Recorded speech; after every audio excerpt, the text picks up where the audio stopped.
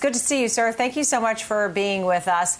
You are, my understanding, a third-party software solutions company. So walk us through the primary business that you're running here for operations, and where's the growth going to come from? Sure, Nicole. We're in the business of helping people run large enterprise software, Oracle, SAP, manufacturing, supply chain, distribution, HR systems. We keep them running on a global basis, and we come in a business model very disruptive, half off of what the vendors would charge for the annual support, saving customers potentially millions and millions of dollars a year in costs. So as you're doing this and you're facilitating this to happen for these companies, and the support that you're providing, you mentioned names like Salesforce, Microsoft, IBM. Those are some of the names in the realm of your world.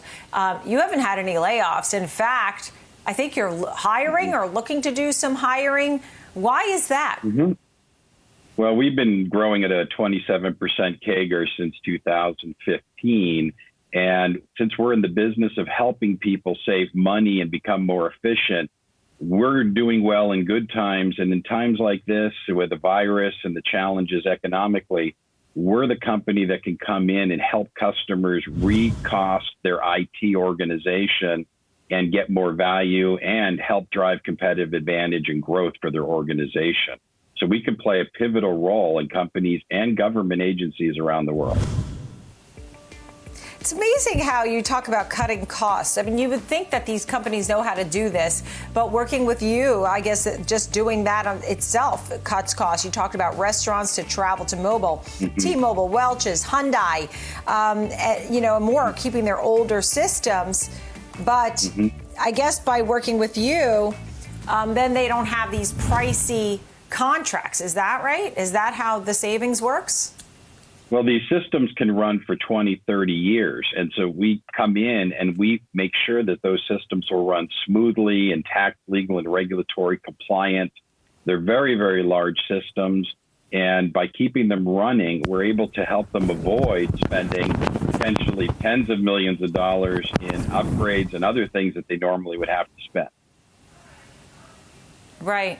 You recently reported your earnings, revenue up year over year. You just talked about the growth that you've been seeing since the year 2015. So that's all good news, ultimately.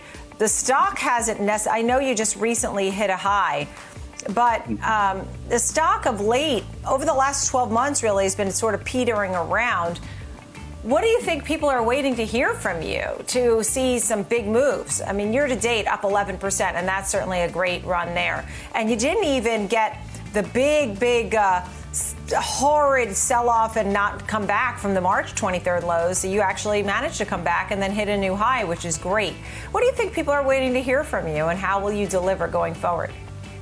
Well, it was interesting. Your last guest was talking about SPACs. We came to market as a SPAC 3 years ago. And it's a bit challenging when you come as a SPAC because you don't go through the normal IPO marketing process, which means you don't get introduced to a wide range of institutional investors.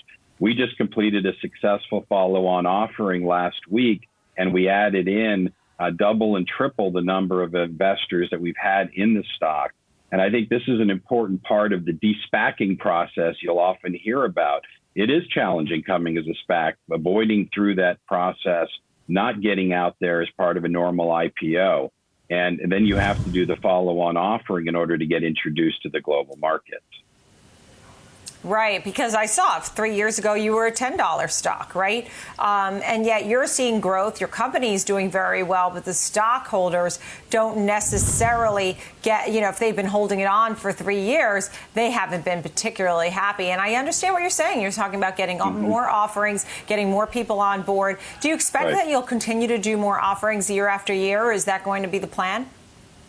Well, I wouldn't necessarily say year after year. Once you have a nice base of institutional investors, then you start to build from there. And you require that in order to build demand in the stock.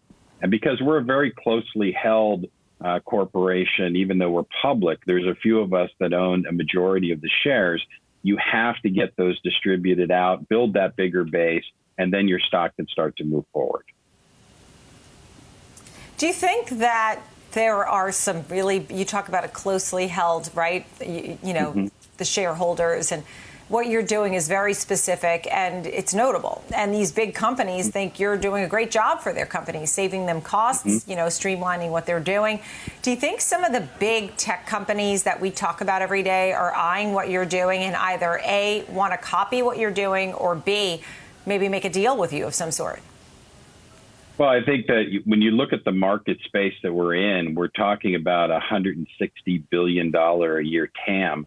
This is money actually being spent, and we're out taking a big piece away from companies like Oracle and SAP. So, of course, there's opportunity there. And when you're driving a gross margin north of 60% on a recurring revenue business, that's a very attractive model. So, yes, I do think there's a lot of companies that would love to do what we're doing, but it does require a great deal of expertise, which we've brought to the market over the last 15 years.